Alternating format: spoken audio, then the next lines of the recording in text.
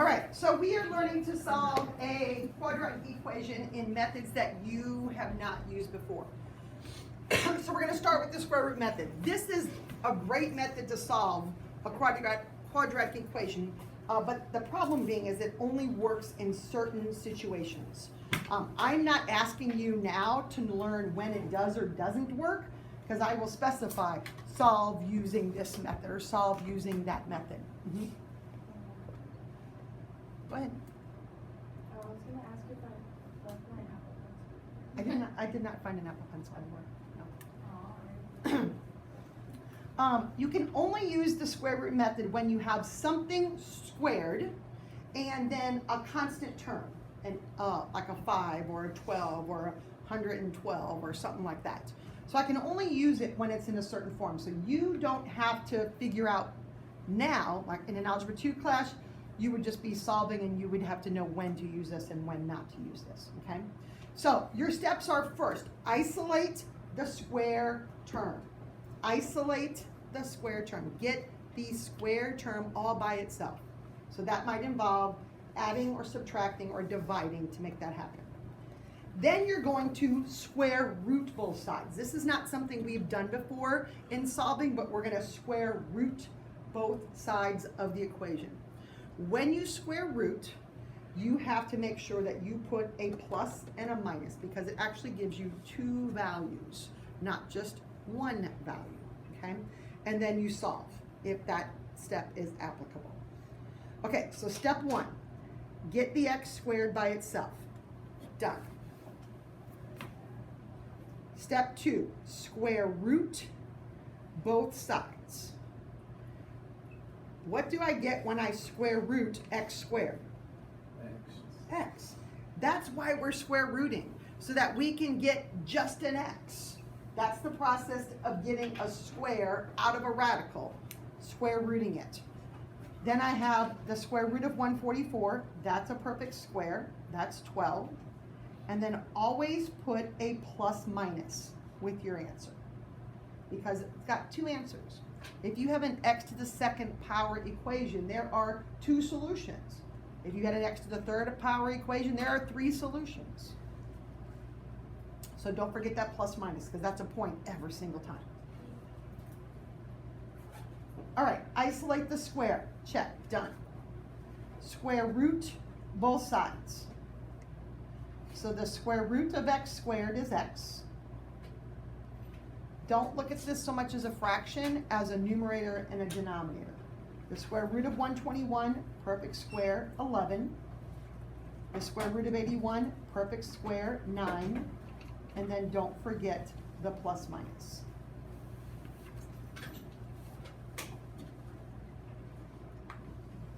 Is there ever going to be no solution? There can be, but I'm not giving you any like that.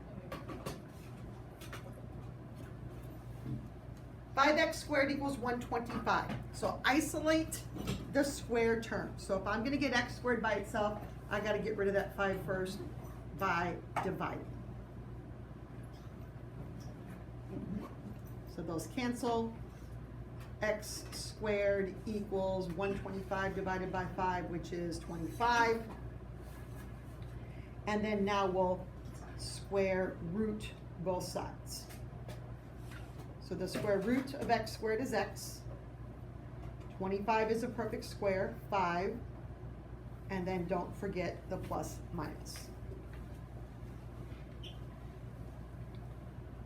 You're going to say this easy? No. Okay.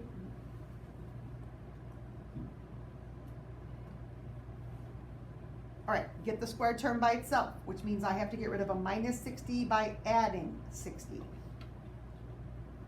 So I have x squared equals positive 60. Now I square root both sides. The square root of x squared is x. 60 is not a perfect square, but 60 breaks into 4 times 15. The square root of 4 is 2. The square root of 15 I don't know, so it stays. Don't forget the plus minus. So when something doesn't have a perfect square, you're gonna break it up just like we did in Unit 9.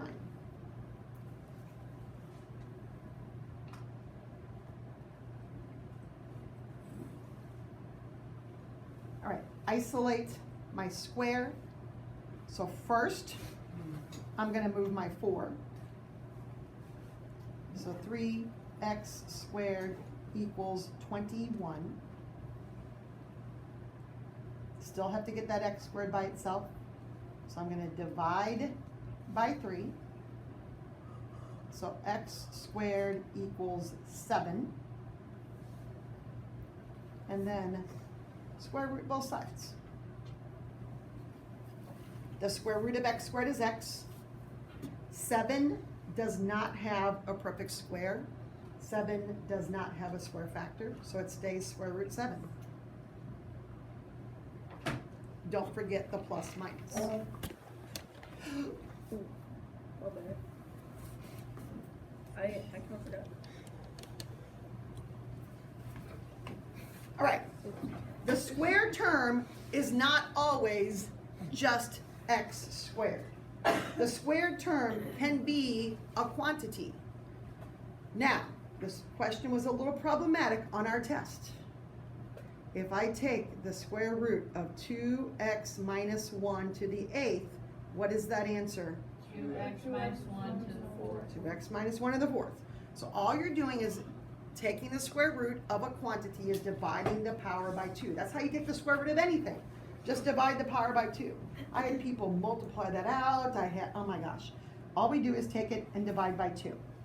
So this time our x is going to look different. It's not just going to be an x. It's going to be a quantity.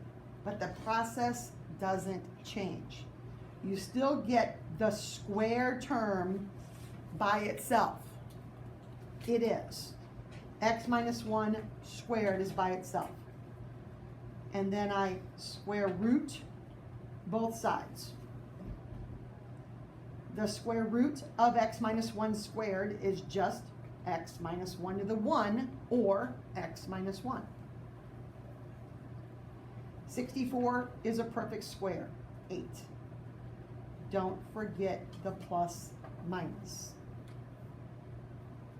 So we don't get rid of that one? And now I'm going to get rid of the 1. So I got to get the x by itself now. So I'm going to plus the 1. This is where it's really important that when you plus that 1, that you put it in front of the plus minus. So 1 plus minus 8. Then I got to finish that out. I have to take the 1 plus the 8, which is 9, and I need to take the 1 minus the 8, which is negative 7. Wait, So when I move the 1 over to get the x by itself, it's really important to put it in front of this plus minus. So positive 1. Then, because there's no radicals left, I need to calculate my 2 answers. The 1 plus the 8, which is 9, and the 1 minus the 8, which is negative 7.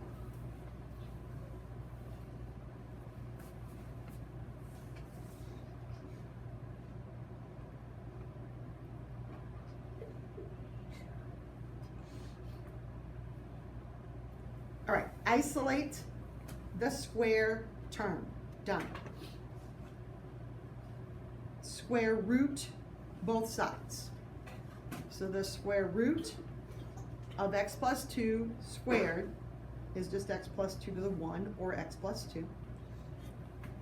The square root of 13 doesn't have a square, doesn't have a square factor, so it just stays square root 13. Don't forget the plus minus. And then get that x by itself, subtract 2, and make sure that you put that in front of the plus minus.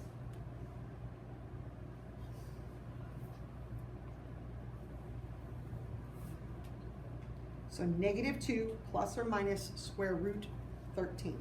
Looks like weird, but it's the correct answer.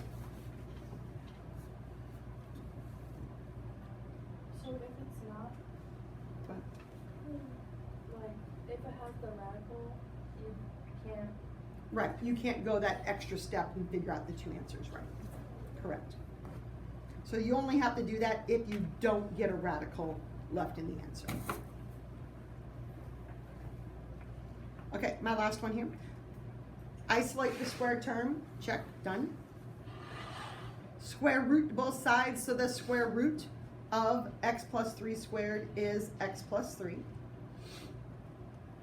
12 does not have a perfect square but can break to 4 times 3 or 2 square root 3. Don't forget the plus minus. And then subtract that 3. And it's going to go in front of the plus minus.